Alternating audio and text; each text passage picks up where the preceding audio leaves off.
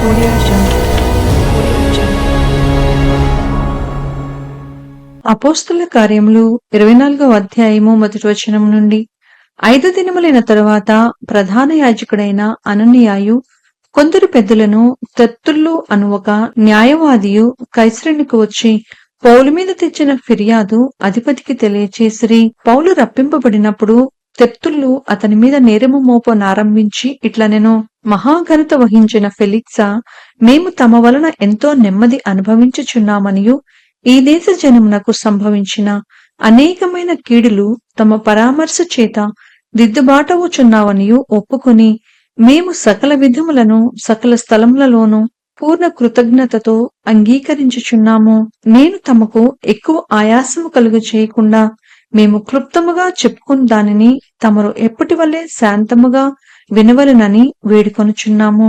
ఈ మనుష్యుడు పీడవంటి వాడును, భూలోకమందున్న సకలమైన యూదులను కలహమునకు రేపువాడును, నజరేయుల మతభేదమునకు నాయకుడై ఉన్నట్టు మేము కనుగొంటిమి.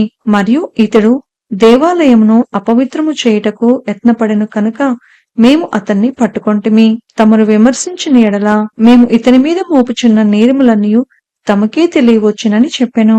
యూదులందరూ సమ్మతించి ఈ మాటలు నిజమే అని చెప్పిరి. అప్పుడు అధిపతి మాట్లాడమని పౌలునకు సైగ చేయగా అతడిట్లనెను: తమరు బహు సంవత్సరముల నుండి ఈ జనమునకు న్యాయాధిపతులై ఉన్నారని ఎరిగి నేను ధైర్యంతో సమాధానము చెప్పుకొనుచున్నాను. యెరూషలేములో ఆరాధించుటకు నేను వెళ్లిన నాట నుండి 12 దినములు మాత్రమే అయినదని తమరు విచారించి తెలుసుకొనవచ్చును.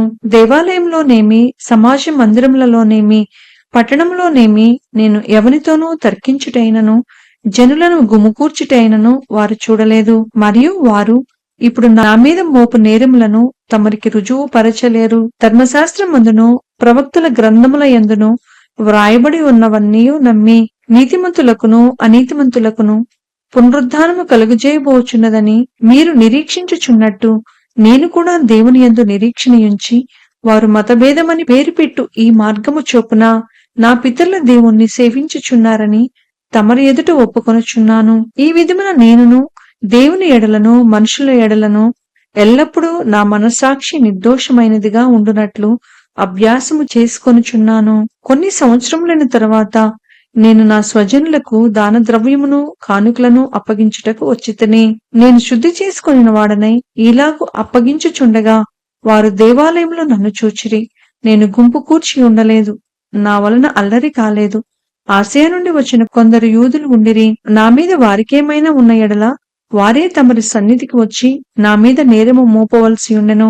లేదా నేను మహాసభ ఎదుట నిలిచి ఉన్నప్పుడు మృతుల పునరుద్ధానమును గూర్చి నేడు వారి ఎదుట విమర్శింపబడుచున్నానని వారి మధ్య నిలువబడి నేను బిగ్గరగా చెప్పిన ఈ యొక్క మాట విషయమై తప్ప నా యందు మరి ఏ నేరమైనను మీరు కనుగొని ఉంటే వీరైనా చెప్పవచ్చుననెను. ఫేలిక్సు ఈ మార్గమును గూర్చి బాగుగా ఎరిగినవాడై సహస్రాధిపతి అయిన లూసియా వచ్చినప్పుడు మీ సంగతి నేను విచారించి తెలుసుకుందునని చెప్పి విమర్శ నిలుపు చేసెను. మరియు అతని విడిగా కావలిలో ఉంచి అతనికి పరిచారము చేయుటకు అతని స్వజనులలో ఎవరిని ఆటంకపరచకూడదని శతాధిపతికి ఆజ్ఞాపించెను. కొన్ని దినములైన తరువాత ఫేలిక్సు యూదురాజైన ద్రుసిల్లా అను తన భార్యతో కూడా వచ్చి పౌలును పిలిపించి క్రీస్తు యేసునందలి విశ్వాసమును గూర్చి అతడు బోధింపగా వినెను. అప్పుడతడు నీతిని గూర్చియు ఆశా నిగ్రహమును గూర్చియు రాబో విమర్శను గూర్చియు ప్రసంగించుచుండగా ఫేలిక్సు మిగుల భయపడి ఇప్పటికి వెళ్ళుము, నాకు సమయమైన నిన్ను పిలువనంపింతునని చెప్పెను. తరువాత పౌలు వలన తమకు ద్రవ్యము దొరుకునని ఆశించి మాటిమాటికి అతన్ని పిలిపించి అతనితో సంభాషణ చేయుచుండెను. 2 సంవత్సరములైన తరువాత ఫేలిక్స్ కు ప్రతిగా ఫోర్క్యూ ఫేస్తూ వచ్చెను. అప్పుడు ఫేలిక్సు యూదుల చేత మంచివాడనిపించుకొనవలనని కోరి పౌలును బంధకములలోనే విడిచిపెట్టిపోయెను. అపోస్తలుల కార్యములు 25వ అధ్యాయము మొదటి వచనం నుండి. ఫేస్తు ఆ దేశాధికారమునకు వచ్చిన 3 దినములకు కైసరియా నుండి యెరూషలేమునకు వెళ్ళెను. అప్పుడు ప్రధాన యాజకులను యూదులలో ముఖ్యులను పౌలు మీద తాము తెచ్చిన ఫిర్యాదు సంగతి అతనికి తెలియచేసిరి. మరియు త్రోవలో అతన్ని చంపుటకు పొంచియుండి మీరు దయచేసి అతన్ని యెరూషలేమునకు పిలువనంపించుడని అతన్ని గూర్చి ఫేస్తునొద్ద మనవి చేసిరి.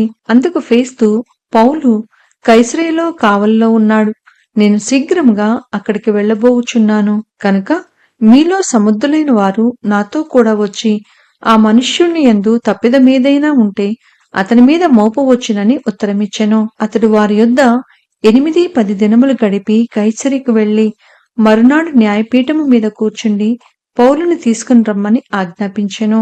పౌలు వచ్చినప్పుడు యెరూషలేము నుండి వచ్చిన యూదులు అతని చుట్టూ నిలిచి భారమైన నేరములు అనేకములు మోపిరి కాని వాటిని రుజువు చేయలేకపోయిరి. అందుకు పౌలు యూదుల ధర్మశాస్త్రమును గూర్చి కాని దేవాలయమును గూర్చి కాని కైసరును గూర్చి కాని నేనెంత మాత్రమును తప్పిదము చేయలేదని సమాధానము చెప్పెను.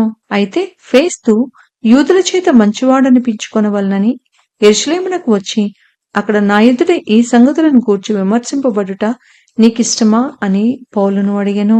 అందుకు పౌలు, కైసరు న్యాయపీఠం ఎదుట నిలువబడి ఉన్నాను. నేను విమర్శింపబడవలసిన స్థలమిదే.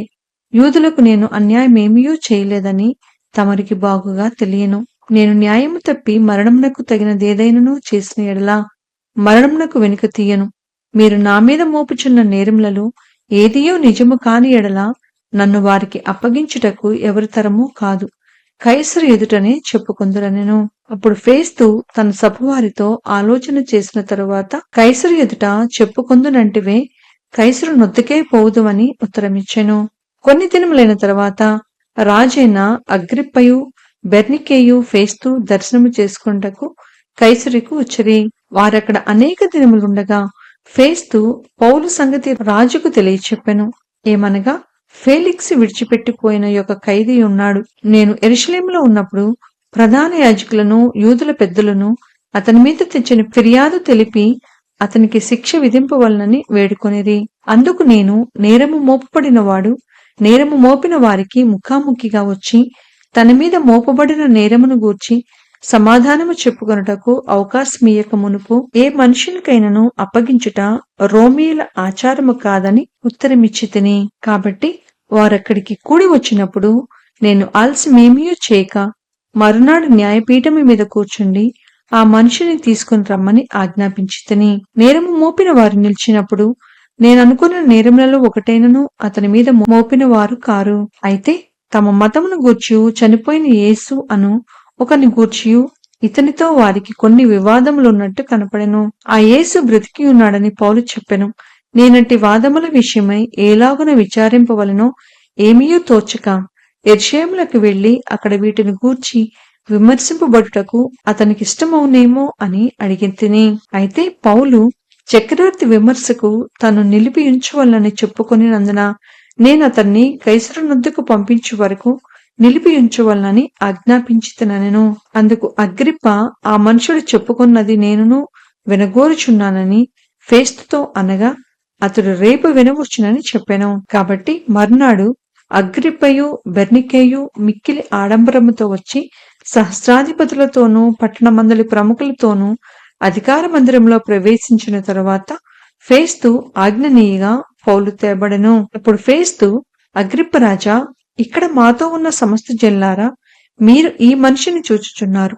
యెరూషలేములోను ఇక్కడను యూదులందరూ వీడు ఇక బ్రతుకుడని కేకలు వేయచ్చు అతని మీద నాతో మనవి చేసుకొనిరి. ఇతడు మరణంకు తగినది ఏమీయూ చేయలేదని నేను గ్రహించి ఇతడు చక్రవర్తి ఎదుట చెప్పుకుందునని అనినందున ఇతన్ని పంప నిశ్చయించి ఉన్నాను. ఇతని గూర్చి మన ఏలిన వారి పేర వ్రాయుటకు నాకు నిత్యమైనది ఏమీయూ కనపడలేదు కనుక విచారణ అయిన తరువాత వ్రాయుటకు ఏమైనను నాకు దొరకవచ్చునని మీ అందరి ఎదుటికి అగ్రిప్ప రాజా, ముఖ్యంగా మీ ఎదుటిని ఇతన్ని రప్పించి ఉన్నాను. ఖైదీ మీద మోపబడిన నేరములను వివరింపకుండా అతన్ని పంపుట యుక్తము కాదని నాకు తోచుచున్నదని చెప్పెను. అపోస్తుల కార్యములు 26వ అధ్యాయము 1వ వచనం నుండి. అగ్రిప్ప పౌలును చూచి, నీ పక్షమున చెప్పుకొనుటకు నీకు సెలవైనదనెను.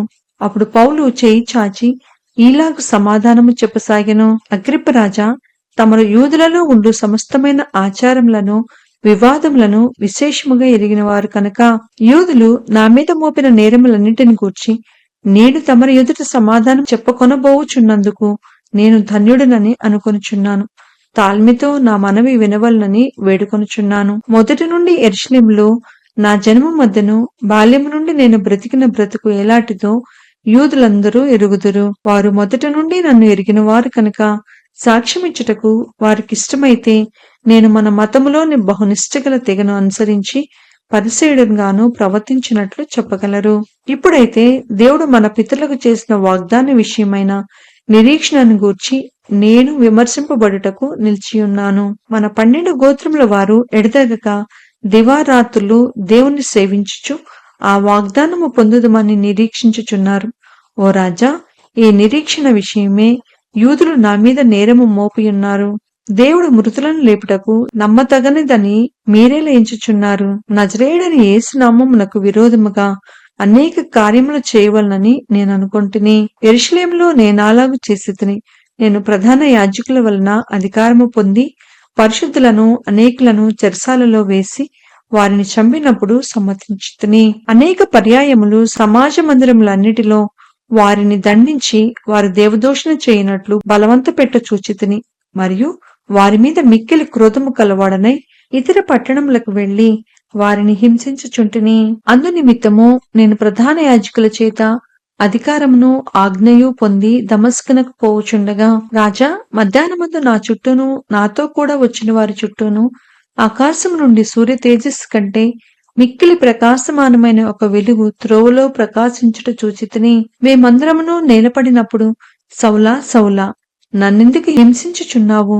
మునికోలలకు ఎదురు తన్నుట నీకు కష్టమని హెబ్రీ భాషలో ఒక స్వరము నాతో పలుకుట వింటిని. అప్పుడు నేను, ప్రభువా, నీవు ఎవడవని అడగగా, ప్రభువు, నేను నీవు హింసించుచున్న యేసును, నీవు నన్ను చూచియున్న సంగతిని గూర్చియు నేను నీకు కనబడబోవు సంగతిని గూర్చియు నిన్ను పరిచారకునిగాను సాక్షినిగాను నియమించుటకై కనబడి ఉన్నాను.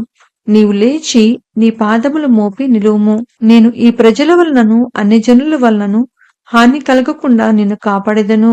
వారు చీకటిలో నుండి వెలుగులోనికి, సాతాను అధికారం నుండి దేవుని వైపునకు తిరిగి నా యందలి విశ్వాసము చేత పాప క్షమాపణను పరిశుద్ధపరచబడిన వారిలో స్వాస్థ్యమును పొందినట్టు వారి కన్నులు తెరచుటకై నేడు నిన్ను వారి యొద్దకు పంపెదనని చెప్పాను. కాబట్టి అగ్రిప్పరాజా, ఆకాశం నుండి కలిగిన ఆ దర్శనములకు నేను అవిధేయుడను కాక, మొదట దమస్కులోని వారికిని యెరూషలేములోను యూదయ దేశం మన్నంతటను తరువాత అన్యజనులకును వారు మారుమనసు పొంది దేవుని తట్టు తిరిగి మారుమనసునకు తగిన క్రియలు చేయవలనని ప్రకటించుచుంటిని. ఈ హేతువు చేత యూదులు దేవాలయంలో నన్ను పట్టుకొని చంపుటకు ప్రయత్నము చేసిరి. అయినను నేను దేవుని వలనైనా సహాయము పొంది నేటి వరకు నిలిచియుంటిని. క్రీస్తు శ్రమపడి మృతుల పునరుద్ధానం పొందు వారిలో మొదటి వాడనొగుట చేత ఈ ప్రజలకును అన్యజనులకును వెలుగు ప్రచురింపబోవునని ప్రవక్తలను మోషేయు ముందుగా చెప్పినది కాక మరి ఏమీయో చెప్పక అల్పులకును ఘనులకును సాక్ష్యమిచ్చుచుంటిని. అతడు ఇలాగ సమాధానము చెప్పుకొనుచుండగా, ఫేస్తు, పౌలా, నీవు వెర్రివాడవు, అతి విద్య వలన నీకు వెర్రి పట్టినదని గొప్ప శబ్దముతో చెప్పెను. అందుకు పౌలు ఇట్లనెను, మహాఘనత వహించిన ఫేస్తు, నేను వెర్రివాడను కాను గాని సత్యమును స్వస్థబుద్ధియు గల మాటలనే చెప్పుచున్నాను. రాజు ఈ సంగతులు ఎరుగును కనుక అతని ఎదుట నేను ధైర్యముగా మాట్లాడుచున్నాను. వాటిలో ఒకటియు అతనికి మరుగై ఉండలేదని రూఢిగా నమ్ముచున్నాను. ఇది ఒక మూలను జరిగిన కార్యము కాదు. అగ్రిప్ప రాజా, తమరు ప్రవక్తలను నమ్ముచున్నారా? నమ్ముచున్నారని నేను ఎరుగుదును. అందుకు అగ్రిప్ప, ఇంత సులభముగా నన్ను క్రైస్తవుని చేయజూచుచున్నావే అని పౌలుతో చెప్పెను. అందుకు పౌలు, సులభముగానో దుర్లభముగానో తమరు మాత్రము కాదు, నేడు నా మాట విను వారందరూ ఈ బంధకములు తప్ప నా వలే ఉండునట్లు దేవుడు అనుగ్రహించునుగాక అనెను. అంతట రాజును అధిపతియు బెర్నికేయు వారితో కూడా కూర్చుండిన వారును లేచి అవతలకు పోయి, ఈ మనుష్యుడు మరణములకైనను బంధకములకైనను తగినదేదియూ చేయలేదని తమలో తాము మాట్లాడుకొనిరి. అందుకు అగ్రిప్ప, ఈ మనుష్యుడు కైసరు ఎదుట చెప్పుకొందునని అనని ఎడల ఇతనిని విడుదల చేయవచ్చునని ఫేస్తుతో చెప్పెను.